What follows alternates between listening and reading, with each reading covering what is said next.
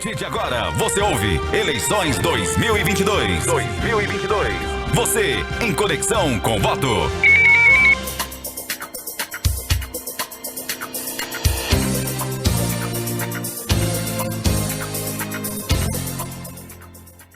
Muito bem, um excelente fim de tarde, começo de noite para você que nos acompanha aqui pela Rádio Conexão 98.1, a rádio que tem tudo que você gosta. Eu sou o Júlio Prado, ao lado do Luiz Armando Costa. Nós vamos seguir com mais um episódio dessa nossa temporada do programa Eleições 2022, sua conexão com o voto.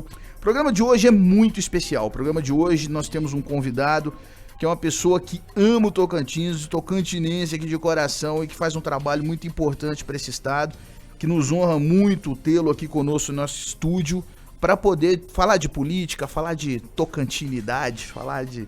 e outras coisas mais. Vai ser uma prosa boa. Eu quero dar as boas-vindas aqui no nosso estúdio, nessa mesa para discussão, para o senador Eduardo Gomes. Senador, ter você aqui é muito bom para nós. Obrigado por aceitar o convite. Fico muito feliz, Júlio Prado. Meu abraço a você, a todos os ouvintes da 98.1 Conexão, meu amigo Luiz Armando, a todos aqueles que acompanham esse programa na tardezinha, né? É um prazer estar aqui falar com vocês e, assim, muito animado, porque as eleições de 2022 prometem um debate diferente, porque a própria regra eleitoral mudou muito com a questão das coligações, das federações partidárias. Então a gente vai conversando aqui, falando também sobre a atividade nossa no Senado Federal.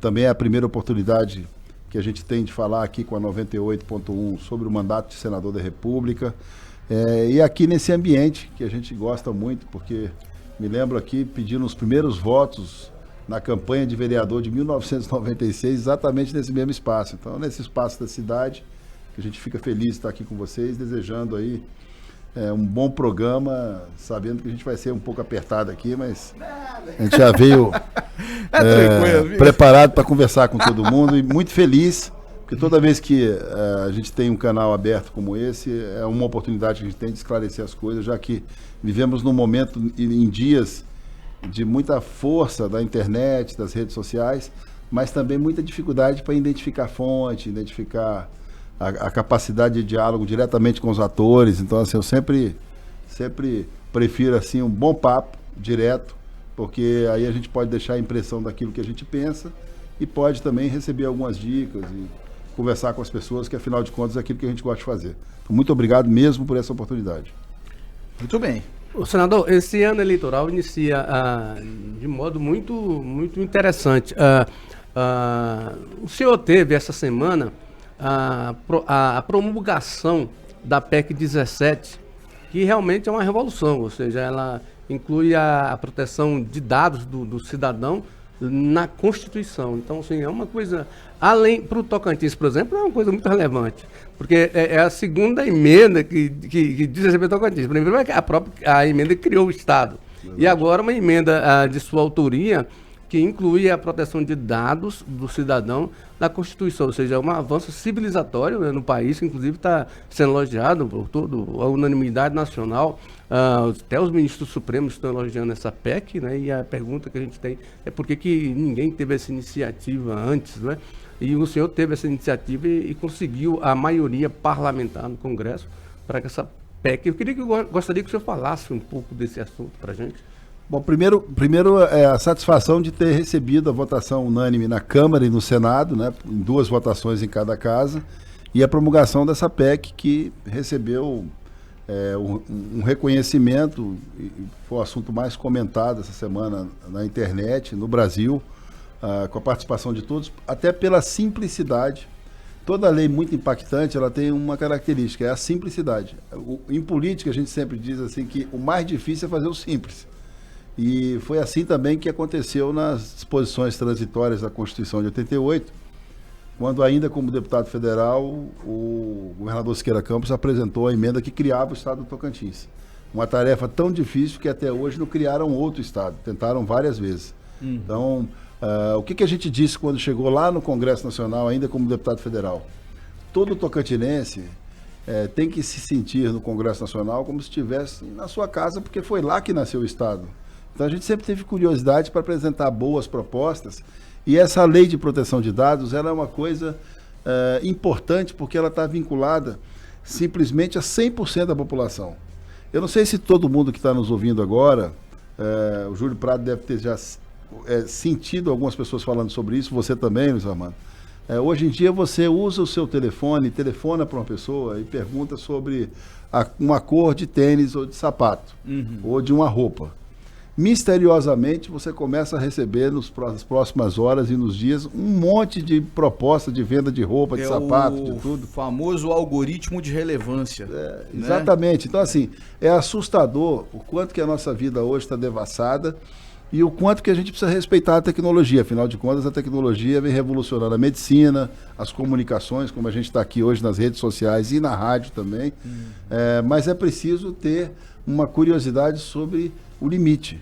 E é um comércio de dados também, parece. O limite do indivíduo. Todos nós valemos alguma coisa quando os nossos dados são negociados sem a nossa autorização. Sim. Então, sem contar as vezes que nossos dados são...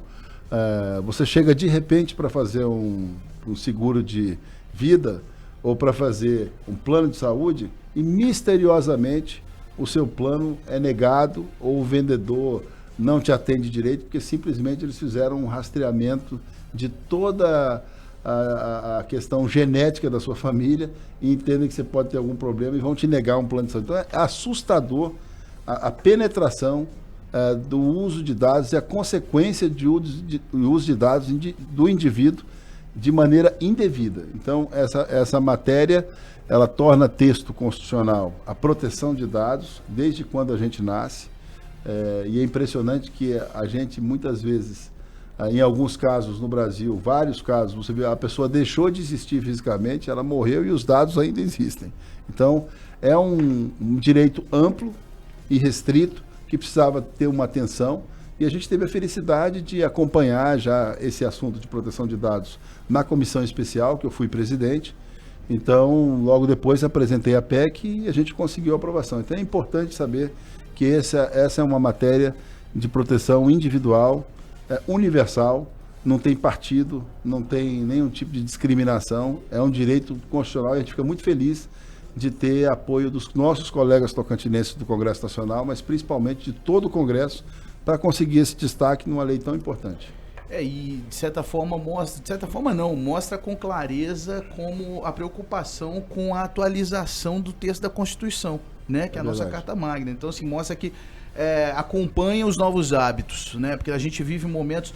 Essa coisa da Lei Geral de Proteção de Dados sempre me chamou muita atenção por conta não só da descrição, mas como uma forma de penalizar quem pratica o crime. Porque até bem pouco tempo atrás, o crime praticado contra a pessoa na internet, ela era tipificada no Código Penal, né? E agora, uma coisa, por exemplo, vamos falar de, sei lá, de injúria, ou vamos falar de... danos morais, algum tipo de dano moral. Como é que você vai penalizar, você vai tipificar um crime cometido contra a pessoa com base numa reflexão legal do cometimento desse crime no âmbito, sei lá, do telefone ou uma escrita, ou a própria injúria sofrida no tete-a-tete, claro, e a pessoa vai ser penalizada por isso, quando na verdade o crime aconteceu num ambiente que você falava para milhões. É verdade. Então, assim, um dano moral, uma injúria, qualquer outro tipo de coisa causada na internet tem uma dimensão muito maior do que o que vinha sendo qualificado ali, tipificado no Código Penal. Quando você começa a discutir problemas causados para terceiros, para o semelhante, para o próximo, provocados no ambiente da internet, com os agravantes do que está acontecendo lá, você começa a dar uma dimensão mais real para o problema, né? Então, verdade. Então, assim, e aí você vê isso no texto da Constituição, poxa, é animador, né? Mostra que a gente está avançando de acordo com o comportamento humano, está avançando também. Júlio, na aprovação da PEC, a gente ainda conseguiu, do presidente Rodrigo Pacheco, uma autorização para a Comissão Especial de Juristas, que será presidida pelo ministro Vilas Boas Cuevas, do STJ, que vai presidir uma comissão de juristas para analisar os projetos que tramitam no Congresso Nacional sobre inteligência artificial. Outra coisa absolutamente necessária, mas também um desafio muito grande, um certo controle e conhecimento do que nós vamos viver com a inteligência artificial nos próximos dias, né? Porque na internet, no mundo virtual, dias significam anos, né? Não é mais como a gente, no nosso tempo aqui. Eu me lembro que o maior espanto que eu tive na minha vida sobre avanço tecnológico, que mudou a minha vida, foi observar a primeira vez um fax. Quer dizer, o fax ia ser uma coisa impossível na vida. Depois, olha o que aconteceu depois disso. Então, nós ainda vamos ter um tempo, por isso que a gente tem que... Olha que desafio que nós estamos enfrentando, né? Nós vamos ter um tempo em que a gente vai ter um avatar aqui fazendo o programa. Sem dúvida. No seu lugar, um holograma, e você em outro lugar. Recentemente o Bill Gates deu uma declaração dizendo que nos próximos 3 anos, 80% das reuniões no ambiente corporativo vão acontecer no famigerado metaverso, né? Que tem que se tratar e tudo mais. O próprio Zuckerberg mudou o nome da empresa dele para Meta, já no ponto de vista de marketing, já investindo nisso. Então imagina que... É assustador, né? Quando você pensa que o maior crescimento no mercado de ações do mundo nos últimos 3 meses pertence a uma empresa que fabrica carros voadores, aí você fala, como é que pode comercializar sem existir? Né? Então, assim, eles apostam tanto nesse tipo de tecnologia e a gente vai ter que fazer como ser humano, todo mundo, lutando um pouquinho, cada vez... cada um no seu canto, né, começa a lutar para a gente criar um ambiente de controle. Senão acontece o que a gente vê nos filmes aí mesmo.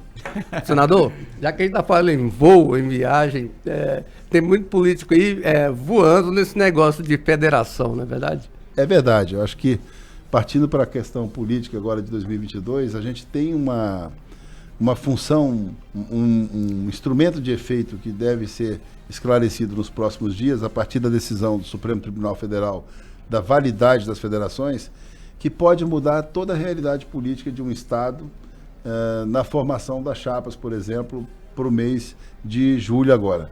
Então, você imagine que a gente vai ter aí uma posição do que está sendo conversado agora sobre política, mas que pode ser completamente transformada por conta das federações nacionais. Então, veja bem, a gente pode tomar uma definição aqui e, de repente, daqui a 40 dias, o partido definir a Federação Nacional, que tem efeito direto nas eleições do Tocantins. Por isso que eu acho que nós vamos ter aí um carnaval da reflexão, a partir daqui a 3 semanas, no período do carnaval, para pensar, para todo mundo analisar o que pode ser feito.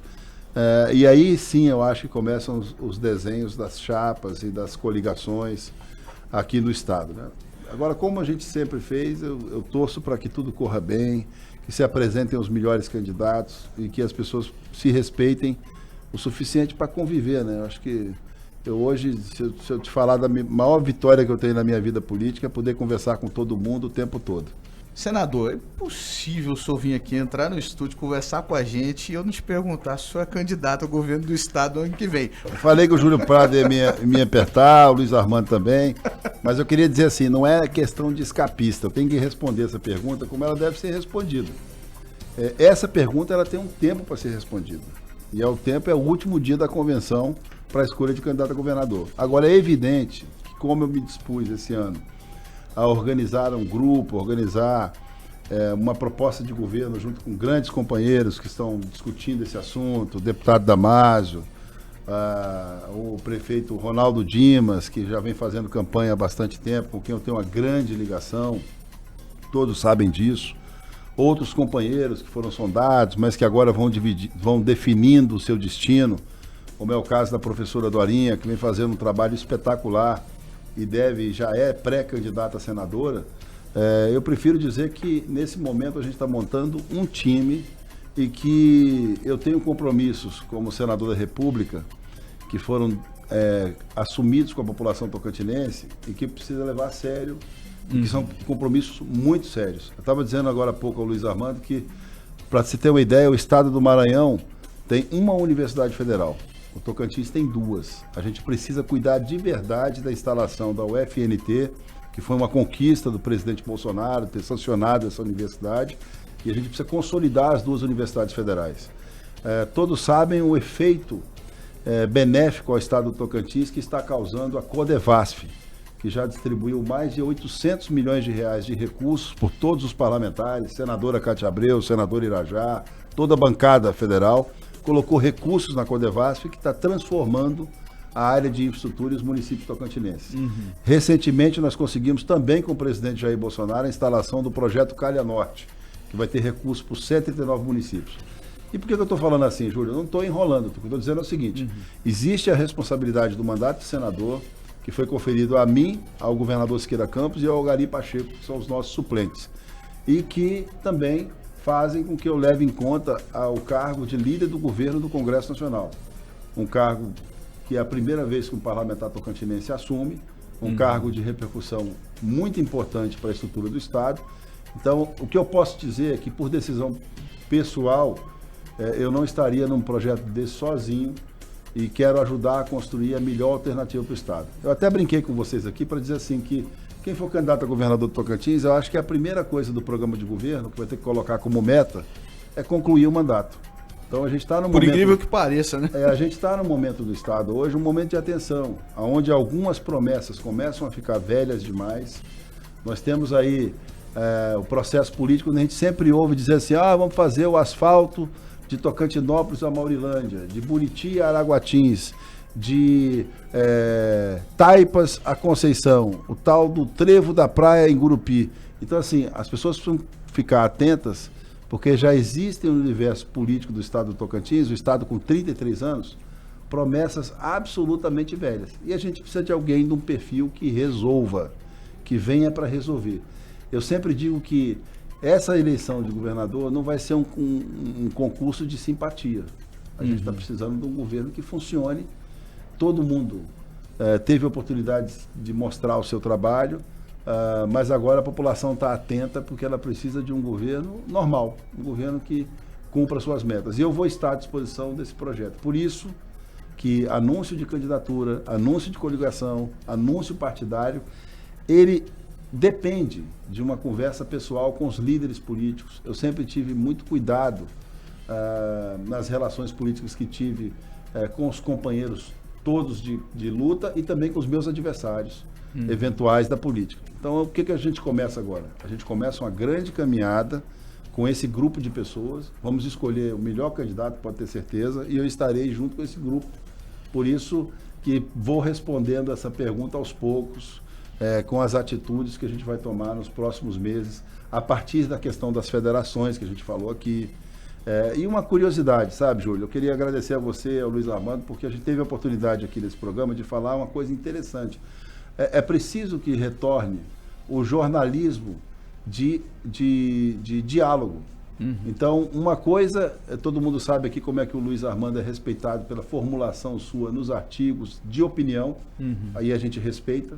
Quando fala bem, quando chama atenção, quando fala mal, porque é um jornalista escrevendo o que ele pensa sobre determinado tema. E o Luiz sempre foi muito ponderado, né? O Luiz Mas nós estamos tendo um problema hoje, que é um problema sério, por isso que a gente fala sobre proteção de dados, é que é preciso identificar a notícia. Então, o que não pode acontecer mais é você ter determinado tipo de pseudo-mídia que fala sobre a questão de pessoas públicas sem dar direito que essa pessoa fale. Então, assim, eu não tenho problema com nenhum tipo de matéria. Eu só peço que a pessoa fale comigo, para me dar a chance de falar se é verdade ou se é mentira. Então, isso preocupa muito. A gente tem observado comportamentos de mídia, alguns patrocinados de maneira errada, com fonte errada, que tem tentado fazer uma guerrilha digital que nem sempre condiz com a realidade política do Estado. Então, a gente vai, assim, para essa eleição, com as mesmas armas de sempre. É conversar e, pelo convencimento, conseguir fazer o melhor grupo, fazer a melhor proposta. É o que eu disse, temos grandes candidatos, temos um processo político que precisa ter um resultado bom para o Tocantins, e eu não vou fugir da responsabilidade de participar disso tudo, em qualquer circunstância, em qualquer posição. Senador, o cargo majoritário não tem problema com a questão da fidelidade partidária, ou seja, não tem prazo para... Mas a legislação eleitoral, ela determina um prazo de filiação partidária. O senhor está no MDB. Como está essa situação, MDB, o senhor e esse grande projeto que o senhor está com seus aliados aí? Antes de vir para cá, eu estava no telefone com o governador Marcelo Miranda e conversei nessa semana com a deputada Dulce Miranda. Sou muito amigo do deputado Jair Farias, do deputado Valdemar Júnior, do deputado Milton Franco, do deputado Helenil da Penha, do deputado Jorge Frederico. Portanto, mantenho uma relação muito boa com os líderes do MDB. É engraçado que quando eu ingressei no MDB há 3 anos atrás, havia sempre uma expectativa sobre disputa partidária, de comando. Nunca houve isso. Nós levamos a eleição municipal com muita harmonia. E hoje o que está acontecendo é especulação, é o que dizem sobre a possível filiação minha ao PL, a outro partido. Evidentemente que na posição que a gente está, como líder do governo no Congresso Nacional, é natural que o presidente da República faça o convite e que os líderes do partido façam o convite. Me foi feito esse convite, mas eu não tomo decisão política, principalmente partidária, sem conversar com todo mundo. Eu sei que tem políticos que têm outra característica. Toma decisão, depois conversa. Eu nunca me dei bem com esse estilo. Eu preciso falar com todo mundo. Eu me lembro que, e você lembra disso, Luiz Armando, que uma vez até o meu saudoso compadre Salomão participou de uma reunião na minha casa em que eu tinha todas as condições para disputar a Prefeitura de Palmas, tinha sido mais votado para deputado federal em Palmas, e reuni os prefeitos que me apoiavam e alguns amigos, crente de que eles iam me dar autorização para disputar a eleição de Palmas. Eu fui derrotado, eles não aceitaram que eu disputasse e eu acabei não disputando. Então nós vamos manter essa mesma linha, vamos ouvir todo mundo e eu tenho certeza que todas as pessoas com que eu me relacionei politicamente estarão conosco no Palanque 2022 pelo respeito que a gente tem. A prefeita Cíntia Ribeiro, ela fala que não é candidata, não. Para quem sai perguntando, ela fala, eu sou prefeita, vou chegar até o fim do meu mandato aí como prefeita e tudo mais, não devo sair não, vou continuar. Agora, também tem quem diga por aí que seria uma estratégia política, inclusive inteligente, se ela saísse para, por exemplo, sei lá, vamos falar, deputada federal, e pode ser que ela tenha musculatura para pleitear um cargo como esse, num momento como esse, dado o trabalho que ela e a equipe dela têm feito na capital, e que isso seria uma composição estratégica porque o seu irmão vice-prefeito assumiria a prefeitura e ela iria para um cargo, então, para o Congresso. Como é que você vê essa história? Eu queria saber um pouco da sua visão nesse sentido. Bom, primeiro, eu agradeço a oportunidade porque, como eu disse para você, a gente precisa fugir um pouquinho do jornalismo do eu mesmo, né? Tem gente que escreve para si e aí bota o nome da gente no meio e vai escrevendo. Então, toda vez que a gente pode falar, é muito importante. A prefeita Cíntia conseguiu uma reeleição consagradora porque o quadro não era fácil.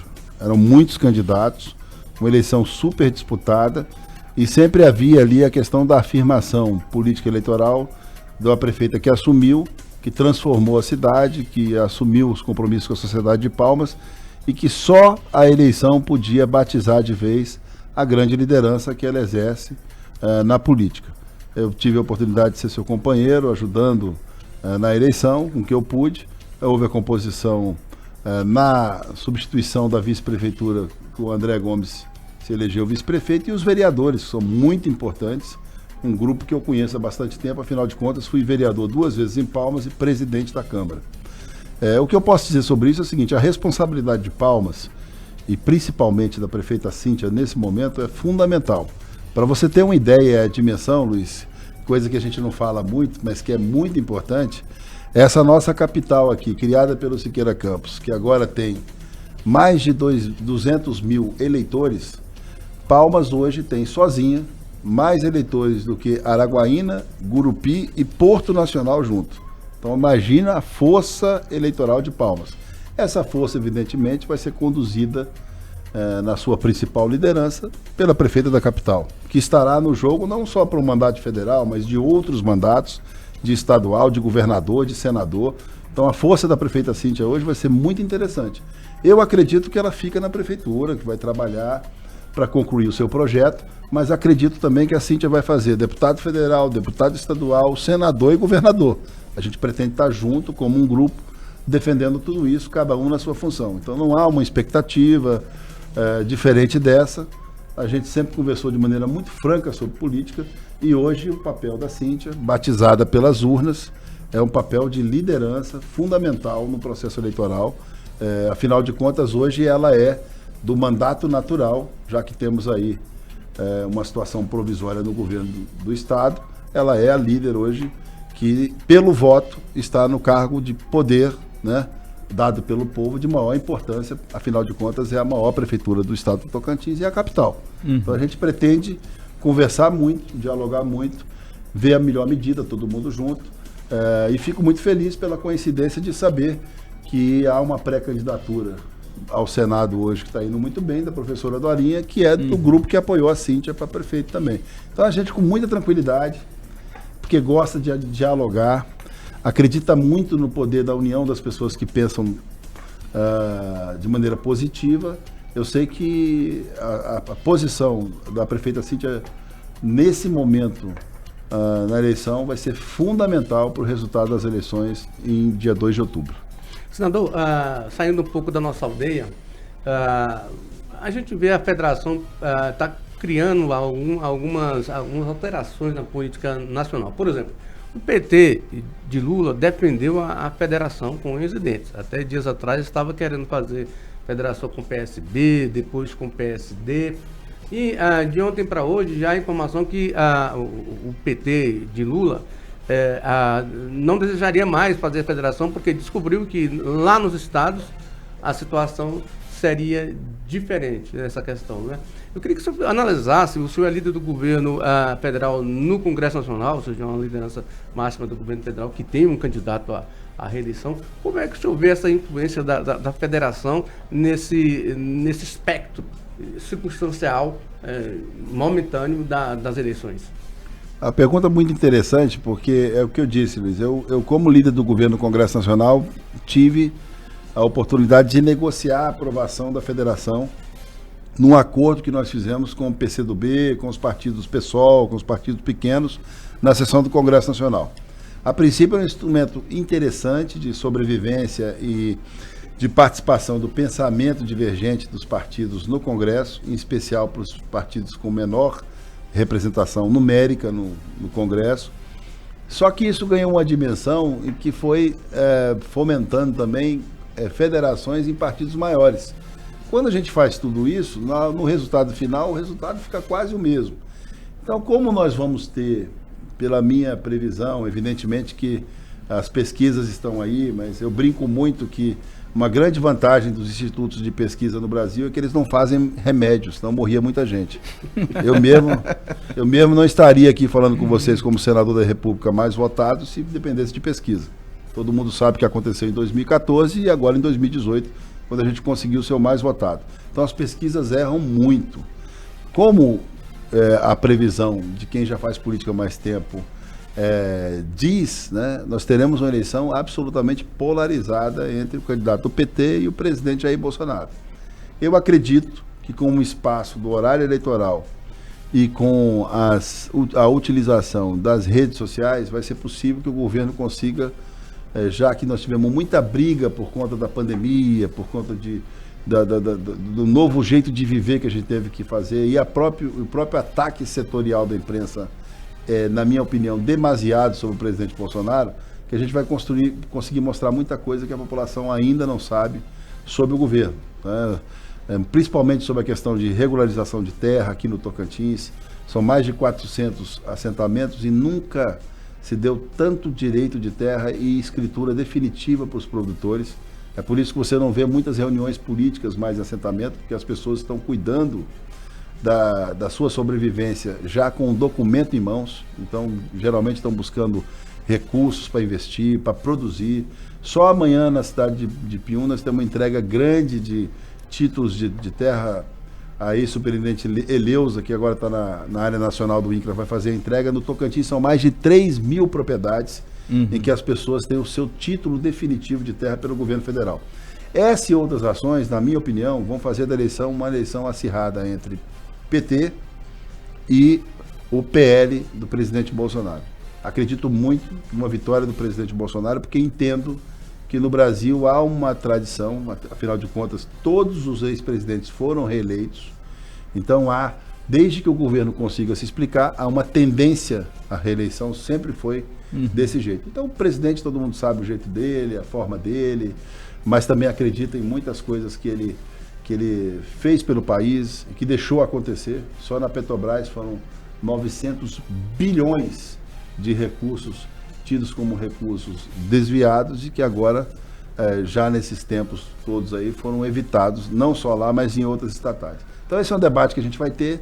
Federação começou a anular o efeito por isso, porque se você junta os pequenos, mas os grandes se juntam também, o resultado acaba sendo o mesmo. O que eu acho que vai contar muito é porque agora a gente tem duas coisas que a gente não estava pensando. A gente tem, a partir dessa semana, propaganda eleitoral de novo, partidária, você lembra que tinha acabado, então isso pode ter algum efeito.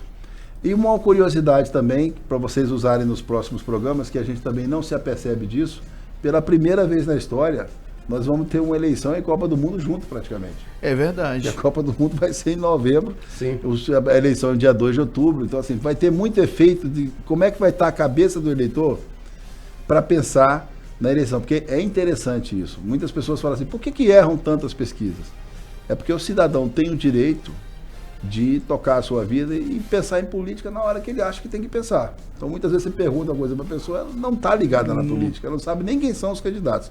No momento certo ela toma a decide, decisão. né? Então a gente acredita, o que a gente pede é que seja um processo político democrático e civilizado, para que a gente tenha a discussão política e entenda que depois que acaba a eleição a gente tem que encontrar com os amigos, encontrar com as pessoas e levar a vida na paz.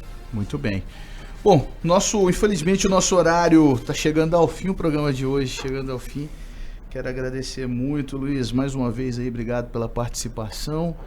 Até o próximo, até ao longo da semana nós temos muito tema aí pra gente discutir ainda, né? Mas até o próximo programa. E quero agradecer muito também o seu carinho, senador, por ter aceitado aí estar aqui com a gente para bater papo, dizer que ao longo do tempo aí o programa está no ar, nossa programação está de portas abertas para te receber, Obrigado. todos os seus projetos, seus trabalhos, o trabalho que você está desenvolvendo no Senado. E dentro de um contexto eleitoral, se assim for, também vamos nos encontrar muito, que a gente vai estar aqui sempre conduzindo o tratamento desses temas e de uma forma que o senhor destacou, que para a gente também é muito importante. Isso aqui é uma casa do diálogo. Obrigado. Viu? Isso aqui é uma casa para a gente poder discutir ideias. Obrigado por estar conosco aqui hoje. Obrigado. Muito obrigado. Eu agradeço a todos. Muito bem.